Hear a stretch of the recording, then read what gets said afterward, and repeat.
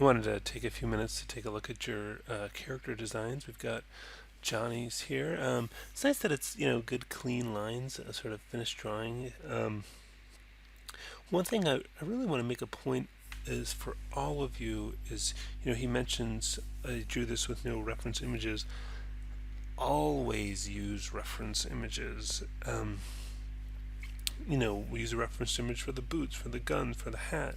There should be something you're clearly going for, and it doesn't mean you have to match it exactly, but using it as inspiration, as a sense of proportions, getting your character to be in human proportions. You're not expected to know this stuff in your head. The best artists in the world use loads and loads of reference all the time. That's part of what makes them really good. So I can't say enough about using reference.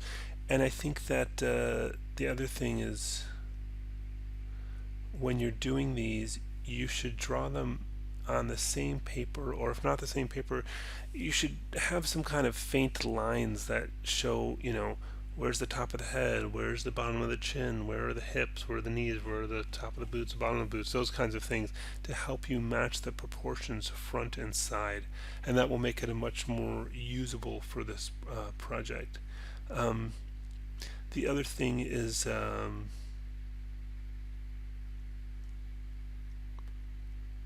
this hat doesn't look that much like a Western hat. So, anyways, there's just funny stuff with the proportions, and it's a cartoon, so you can play with the proportions and make them different, but it's also important to do so for a reason, to have something specific you're trying to express with your altered proportions, because right now, to me, they just look a little unusual. But it's good that you got a nice clean drawing. I think this will help. I think another thing I notice is things like faces like this don't give a lot of information when you're working on a 3D model. So I think getting into more detail of the forms and shapes and thinking about how that'll translate to 3D can really help. Okay, let's look at this next one. This is Lucas.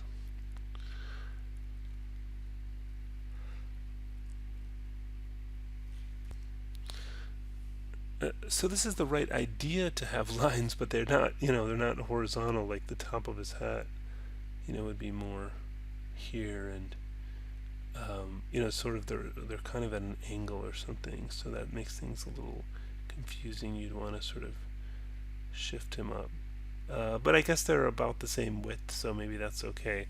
But ideally they'd be straight horizontal, so it's kind of odd to see this at an angle. Or maybe that's just the page is rotated on your photograph. I don't know. Yeah, but the proportions, I guess, are pretty close. But yeah, go ahead and use a ruler or whatever. This does have cartoony proportions. The legs are on the short side. Things like this poncho are, while they look good and would be cool, it's pretty challenging to get something like that rigged. So what you would do in a real production is you would do a cloth simulation, which is a dynamic simulation. There's no way we're going to have time to do that in this class. It's absolutely out of the question. So what you're left with is having to rig that, and it's and bind it to the character, and it's going to be hard to get something that looks like it moves well. So it's a simple surface. You can try it, but I think when you see how it moves, it's gonna not, when he moves his arms back down, I think you might want to lose the poncho, unfortunately, because it would be cool to have a poncho, and it does add a lot of character to him. Really liking this close up, a lot of character to it. Nice job on that.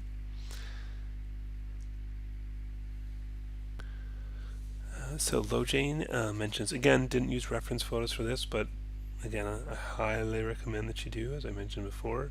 And yeah, good job matching the proportions, and in general, the proportions look like fairly normal human proportions, which is good.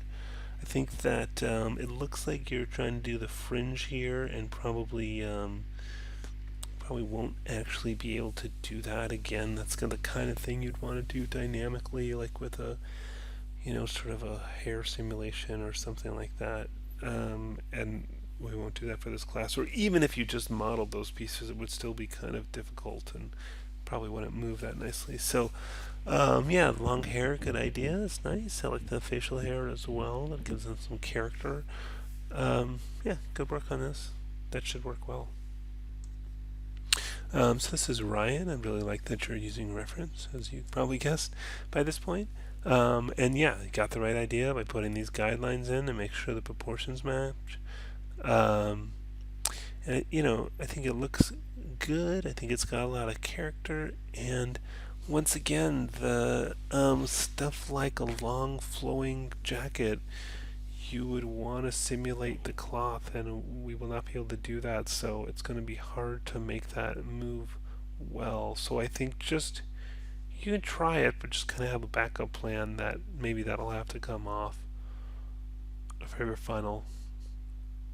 But maybe, because part of the idea is they both walk away, and if he's walking, that means his big long coat has to move with him, which means it's going to kind of stretch and maybe look a little odd because we're not simulating cloth. So, uh, but anyways, good work on this. Nice symmetrical drawings. I like your crosshatch shading.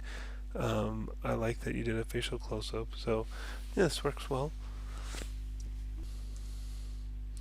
So this is Nancy. Whoops, just overshot there a little bit. First of all, I really like the drawing of this guy. I like the exaggerated boots and hat, and little face, funny ears, and that kind of stuff. It's just a fun drawing with a lot of appeal and character to it. That said, the way this class is set up is that you get a sort of template rig for your character, so that you'll want the proportions and size to match closely to that. And and this character won't do that. So I would go for the other one you did. Um,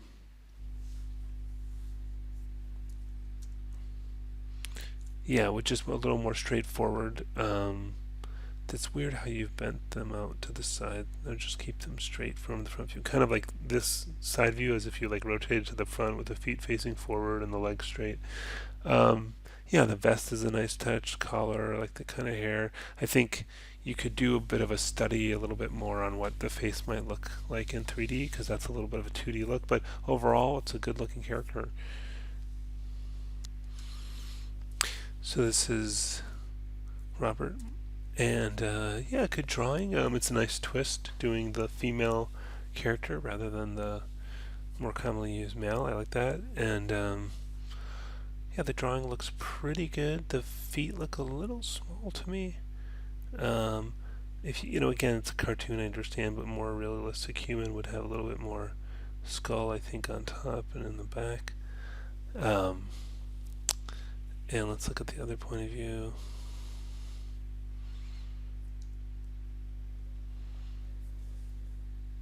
Yeah, that's good. I like the face. The face has a lot of character to it. This belt at an angle is kind of cool. Her sort of pants look like they're a little bit too skin tight. I would imagine something more like jeans. Those look like yoga pants or something, which probably wouldn't be in the Old West. So maybe looser fitting clothes, or at least not so skin tight, would be more in the style of the Old West.